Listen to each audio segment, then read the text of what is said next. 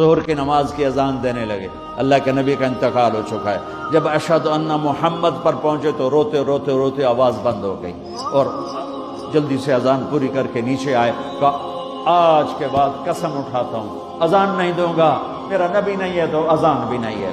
اور حضرت ابو بکر سے اجازت لے کر جب وہ خلیفہ بن گئے، جہاد پہ چلے گئے، 6 مہینے تک آئے نہیں۔ لاکھوں صحابہ جہاد میں گئے، کسی کو میرے نبی خواب میں نہیں آئے، صرف بلال کو آئے۔ بلال، یہ کیا بے وفائی، ہم سے ملنا ہی چھوڑ دیا، ہمارے پاس آنا ہی چھوڑ دیا۔ آنکھ کھلی تو ان کو یوں لگا جیسے اللہ کے نبی زندہ بلا رہے ہیں، یا رسول اللہ میں آ گیا، یا رسول اللہ میں آ گیا۔ اور اسی وقت اونٹنی کو بھگایا۔ 21 دن کا سفر، 21 دن کا سفر 7 دن میں کیا، 7 دن صرف نماز اور پیشاب کے لیے اترتے تھے اور بھگاتے بھگاتے بھگاتے۔ 8ویں دن جب مدینے میں پہنچے تو آتے شور مچایا، یا رسول اللہ میں آ گیا، یا رسول اللہ میں آ گیا۔ ان کے ذہن سے نکل گیا کہ آپ تو دنیا سے جا چکے ہیں۔ جب مسجد کے قریب پہنچے تو پھر تڑپ اٹھے اور چیخنے لگے کہ آپ تو ہیں ہی نہیں۔ پھر گئے سیدھے قبر پہ جا کے یوں قبر کو لپٹ گئے، یا رسول اللہ میں تو آ گیا ہوں، آپ کہاں ہیں؟ یا رسول اللہ میں تو آ گیا ہوں، آپ کہاں ہیں؟ یا رسول اللہ میں تو آ گیا ہوں، آپ کہاں ہیں؟ بے قراری میں روئے جا رہے ہیں، میں تو آ گیا ہوں، آپ کہاں ہیں؟ میں تو آ گیا ہوں، آپ کہاں ہیں؟ نماز کا وقت داخل ہو گیا۔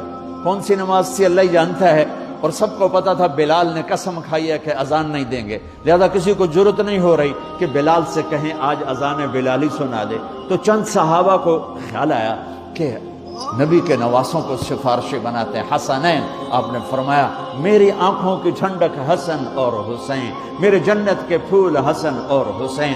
تو صحابہ آئے بچوں کے پاس، حسن حسین، کہ بچوں آج کسی کی نہیں چلے گی، تم بلال سے کہو اذان دے۔ تو یہ دونوں ننھے منھے بھائی، حسن 7 سال کے، حسین 6 سال کے، 10 مہینے کا فرق تھا دونوں بھائیوں میں۔ چچا ایک درخواست کہ میرے ماں باپ آپ پہ قربان، آپ درخواست کیوں کہہ رہے ہیں، آپ امر کریں، آپ حکم کریں۔ کہنے لگے جیسے آپ ہمارے نانا کے لیے اذان دیتے تھے آج ہمارے لیے دے دو۔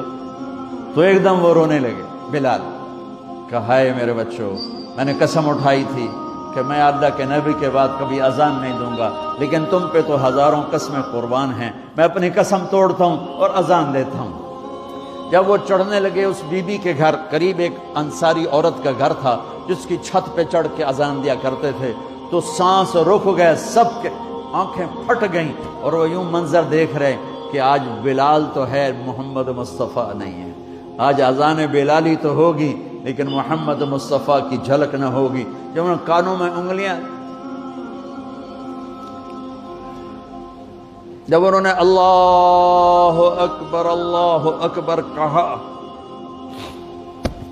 تو مدینے میں گھر گھر ماتم بچھ گیا، عورتیں بھی چیختی ہوئی گھروں سے باہر نکل آئیں، سارے مدینے کی گلیوں میں چیخ و پکار مچ گئی، اور یوں سب کو لگا جیسے محمد مصطفیٰ زندہ ہیں اور ان کا زمانہ ہے، لیکن آپ تو جا چکے تھے۔